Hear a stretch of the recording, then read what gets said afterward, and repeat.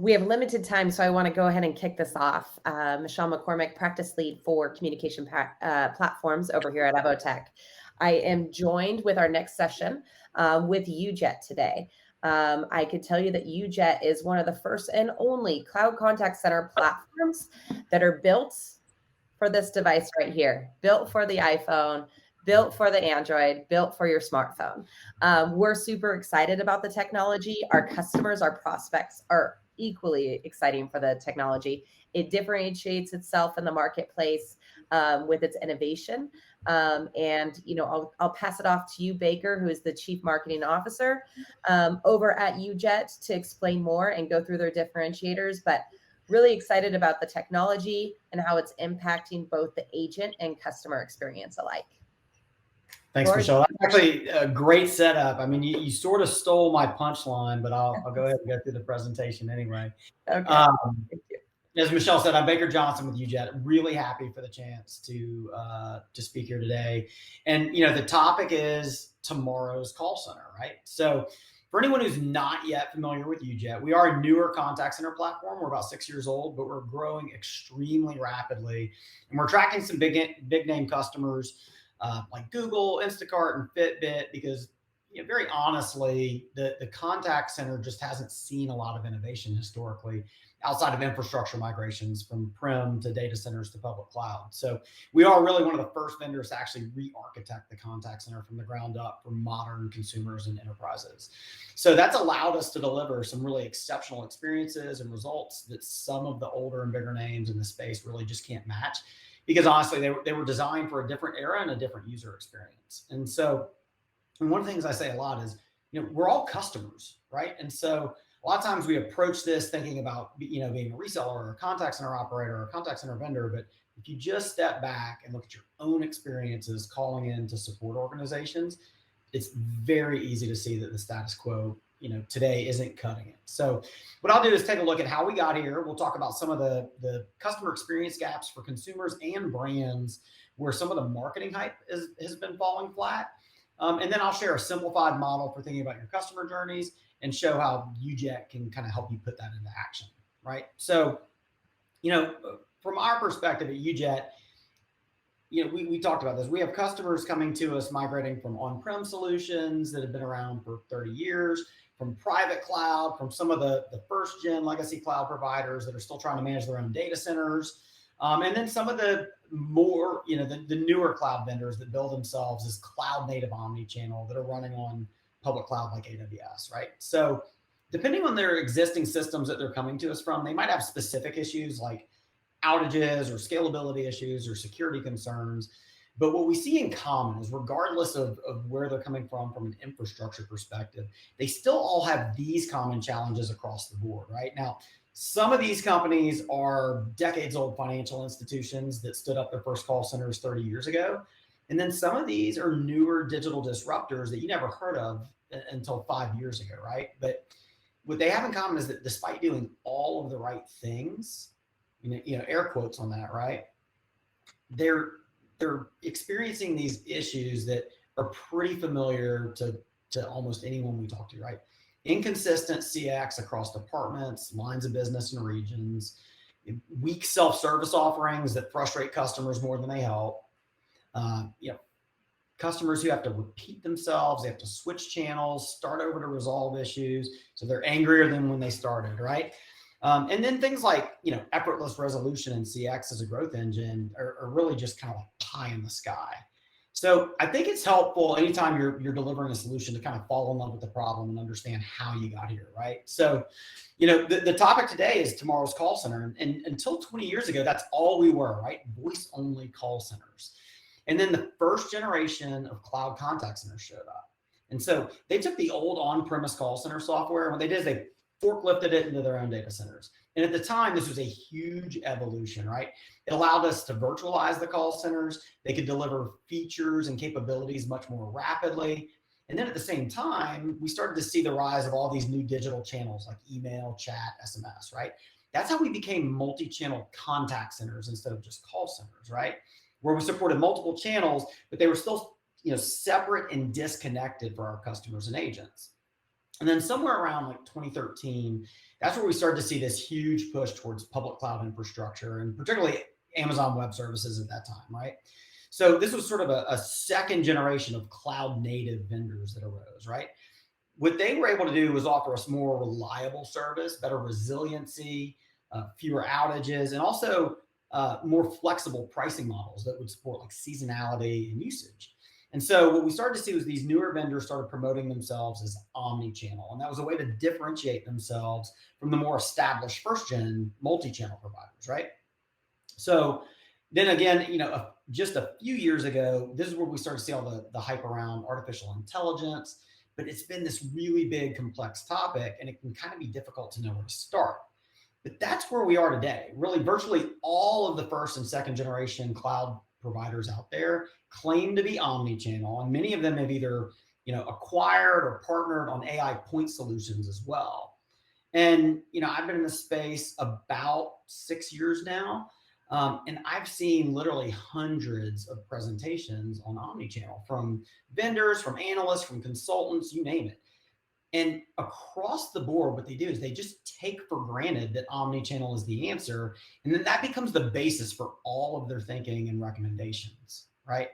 But the problem for contact center operators and for resellers in the space is that there's so much marketing behind all of this, and all the buzzwords like omni-channel and customer centricity and personalization, they're thrown out there constantly. And so we get to this point where we just take them for granted, or we use them without really truly thinking about what it is they mean. But if we go back and we look at all of those challenges that we identified, right? And those challenges, they still exist after buying and implementing these omni-channel solutions. So something's not adding up, right? Somewhere there's a gap between the marketing promises and what these solutions have actually been able to deliver, right? So we touched on this briefly in that evolution slide, but we started out as call centers, voice only. We started adding in, additional channels, but they're totally discrete and disconnected. That's the multi-channel contact center. And then on the right-hand side here, you can see this, right? Omni-channel. And omni-channel was supposed to connect those disconnected channels for the customer, right? So that every time they switched channels from one to another, the context would be preserved and they wouldn't have to start over and re-authenticate, repeat the issue. So it's, seamless pivoting between channels without loss of context. That's what was promised by omnichannel. But again, if you reflect on your own experiences and you listen to customer feedback, that's actually still the number one pain point for consumers today. All we ever really achieved with omnichannel was stitching together some context clues for agents so that they could, make it a little easier to resolve the issue when the customers finally reach them. But the customer journey itself has still been fundamentally broken. And this is why Michelle alluded to this, right? It's the smartphone. So the iPhone came out in 2007. That's 14 years ago. That is, I did the math on this, 750 million dog years in technology. Like that's how fast technology evolves, right? More than 80% of all contact center interactions are coming from a smart device at this point. Right? And so we're all going to do everything we possibly can via the app or the mobile web before calling in, unless possibly we're driving or multitasking, like when I called a hotel yesterday for my kid's soccer practice, right? So I always use that example, by the way, of airline or hotel apps because a lot of us travel so much for work. But this could be any large brand that you deal with frequently: retail, utilities, tech support, delivery services. And almost every major enterprise brand out there is well underway in terms of developing their apps and their mobile web experience right now, especially on the sales and marketing side of the house for acquiring customers, right? And overall, we're starting to see some progress in knowledge management for self-service on the support side to care for our customers. But if I can't figure it out myself via self-service, and this happens all the time, right? I hit that button of last resort, contact us. And as soon as I hit that button, whether I'm in the app or the mobile web, I'd say 9 times out of 10, but honestly, it's 99 out of 100. I'm kicked out of that experience. I'm kicked into my phone's dialer. I'm in the IVR. And look, I'm dealing with the kids, or I'm working on something at my desk, so I'm missing the menu prompts, or it won't give me the right options. Like, we all know how this goes. This actually just happened to me a couple of weeks ago. with my preferred airline, right? So I was traveling for work. I wanted to change my return flight. I started in the app. I couldn't make the changes I needed to. Hit contact us. It kicked me out to my dialer into the IVR. I pulled the airline app back up to get my confirmation ready for when the operator would be on. And then before connecting, it asked me to press 1 for yes or 2 for no to let them know whether I'd give feedback after the interaction. So it forced me to quit the app again, go back to my dialer, press that, and pull the app back up again. And then once I was finally connected, I started over. I explained the entire issue to the agent, right? Who then authenticated me with 2 questions. She wanted to know my favorite pizza topping and my least favorite fruit or vegetable as a child. And then once I answered those questions, she updated my flight. That is a fundamentally broken, outdated, and honestly, it's a comically bad experience, right? It threatens my loyalty to you as a customer. It puts your agents in a terrible position from the start if I can ever actually connect with someone, right? And it ultimately costs us all more time, energy, and resources than should be required to just sort of take my money and resolve the issue, right? That's channel switching, right? It's the necessary evil that we all still take for granted and just live with. And it's the number one pain point that omnichannel was built and marketed and sold to solve for. And there's no reason in this day and age with these technologies available to us for why we're still doing this to our customers and each other, right? So there's a quote from Einstein that most people are pretty familiar with, right? And he said, I'm going to paraphrase, but we can't solve our problems with the same mindset that created them, right? Consumers have evolved and our contact centers have to evolve as well. We live in a world of digital voice and smart devices that can blend these channels seamlessly, eliminate channel switching altogether. So why do we keep trying to minimize the pain of channel switching instead of eliminating the problem entirely, right? And so we talk about this a lot at UJET, right? Because we're disrupting the status quo in this space. And so whenever we challenge that status quo around omnichannel, we invariably get a lot of furrowed brows and questions because it's been so ingrained in the customer service narrative, right? And we all know change is hard. But, I'll say, don't take my word for it. This quote's from Gartner, and I'll read it here. Multi-experience is about designing and developing seamless and effortless experiences across apps, digital touch points, and this is important, interaction modalities. What mode is the consumer in? Notice that I didn't say channel. Many of you may think multi-experience is the same as multi-channel or omni-channel, but it's not. And I actually pulled this from a longer Gartner article or briefing, but he goes on to make the point that your customers don't think or care about channels at all, right? And it's so true. By the way, they don't think about your departmental structure either, right?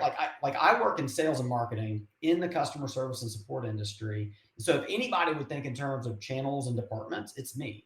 But I've got 3 little boys, and when I'm in the Zappos app buying shoes or returning shoes or using a coupon or asking a question or whatever, I'm not thinking about which department or channel I'm dealing with. I'm just in the app trying to get what I need from Zappos. And this is like a really key point, right? We're talking about tomorrow's call center, but this isn't something that Gartner just said recently about where the contact center market's going to be 5 years from now. This quote's from 2019. Right? From a consumer and business requirements perspective, this is where the market is now, right? So a big part of what got us here is that we're constantly adding every new channel to the stack to try and meet the customer where they are. That's what we've been told to do, right? And to meet internal business objectives, right? We have to overcome our own organizational design if we're going to be truly customer centric. We have to overcome the complexity that we've created with all of this channel stacking because it creates a ton of frustration and friction for our customers. And it's really why we have a hard time putting them first, right? This is one of those well-intentioned things that's gone wrong, right? We study consumer preferences, we see digital adoption or social channels on the rise. And so we go try to figure out who can support those channels. We add that tool and then the next one and so on. And we end up with these insanely complex customer journey maps. But if you just take a step back and look at what your customers are trying to achieve throughout their journey, you can really boil it down to 3 phases, right? They need to connect with a resource. They need to align with that resource. And then they need to resolve or address the issue at stake. That's it, right? And so what we see fundamentally is so many teams have mistakenly focused far too many resources on that final mile on resolution, right? But 95% of the frustration comes from those first two phases, connecting and aligning, because we have all of these different channels that don't talk to each other. So our customers keep switching channels, starting over, and we're back in that loop, right? So this is where you can start to take a fundamentally different and more modern approach to this problem, right? And if you take nothing else away from what I share today, please let it be this: mobile is not a channel.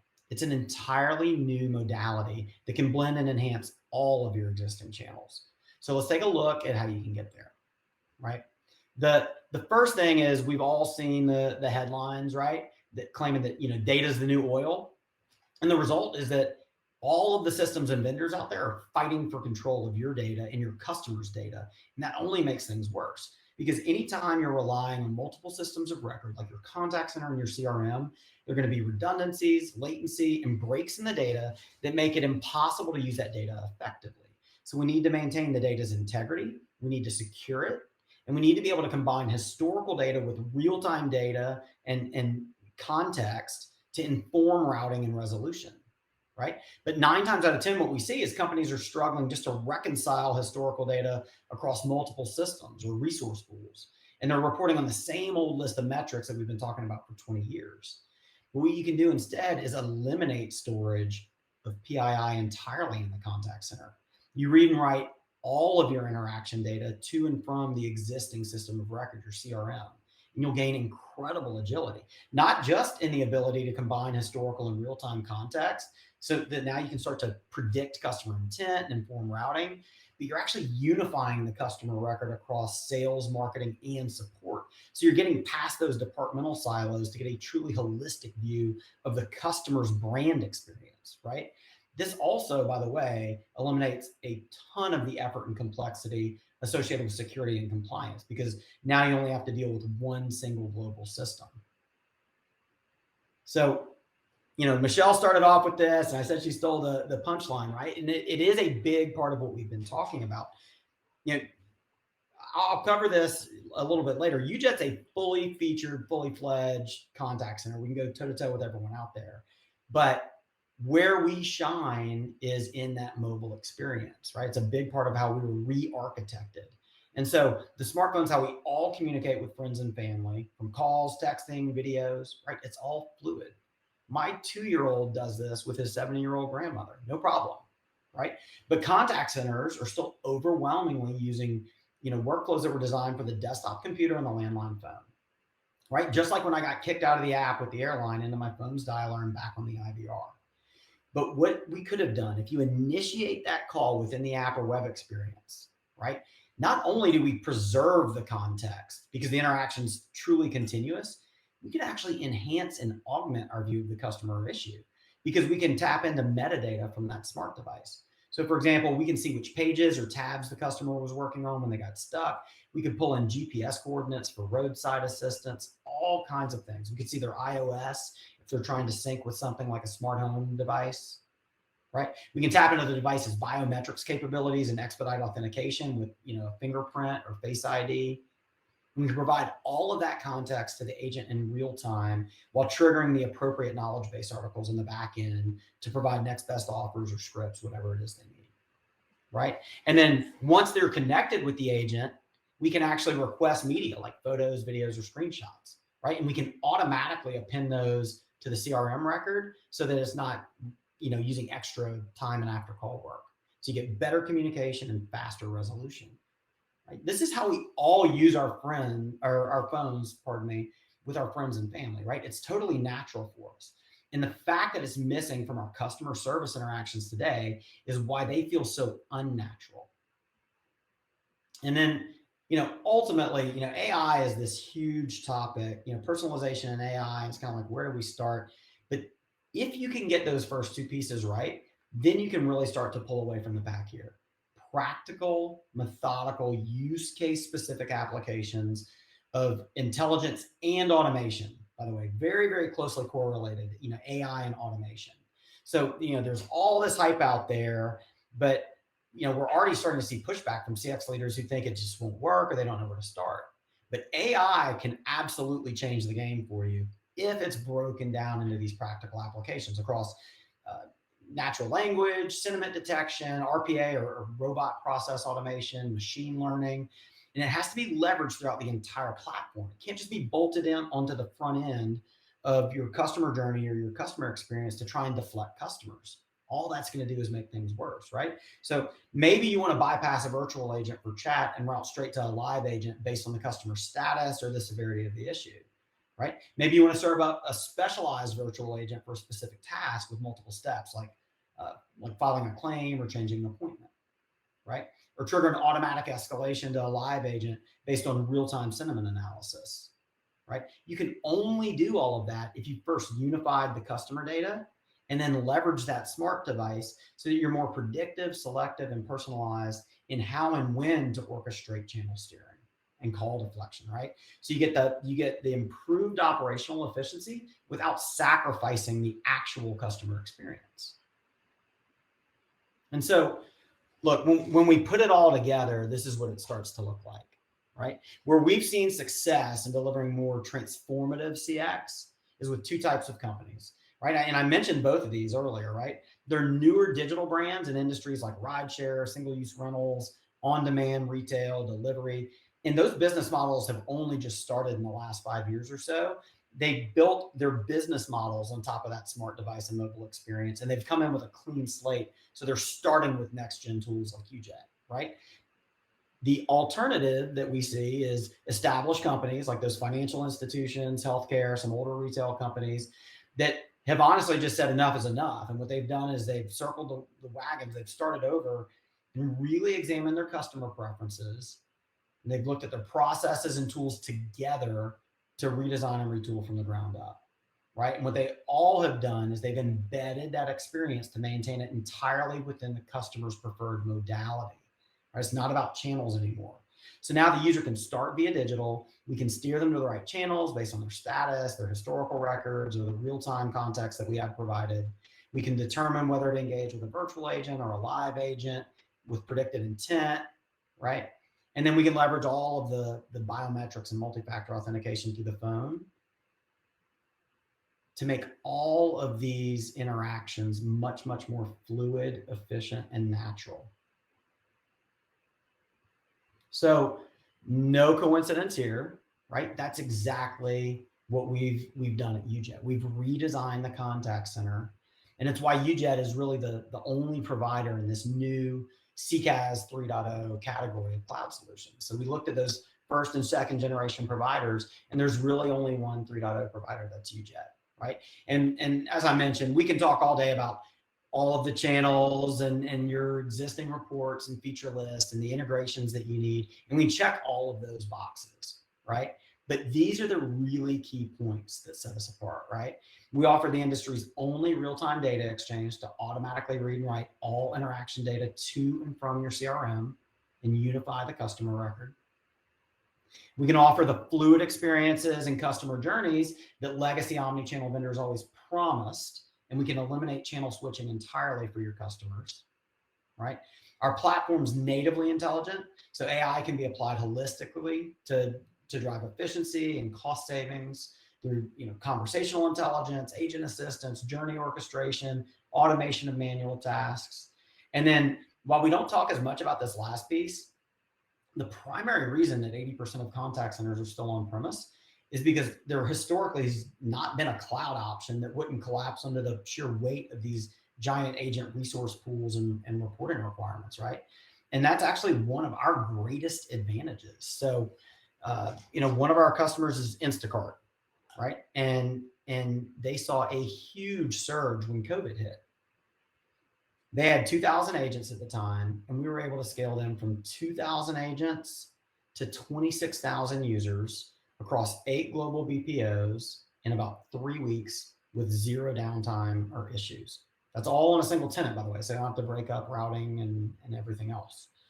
We recently tested to 100,000 concurrent users on the platform with no issues. And we actually tried to test named users, but we have unlimited scale for named users, right? Security and compliance. have been cornerstones of our strategy since day one. We're arguably the most secure contact center in the world today. And we have actually more coming out about what we're doing with security and some announcements over the coming quarters.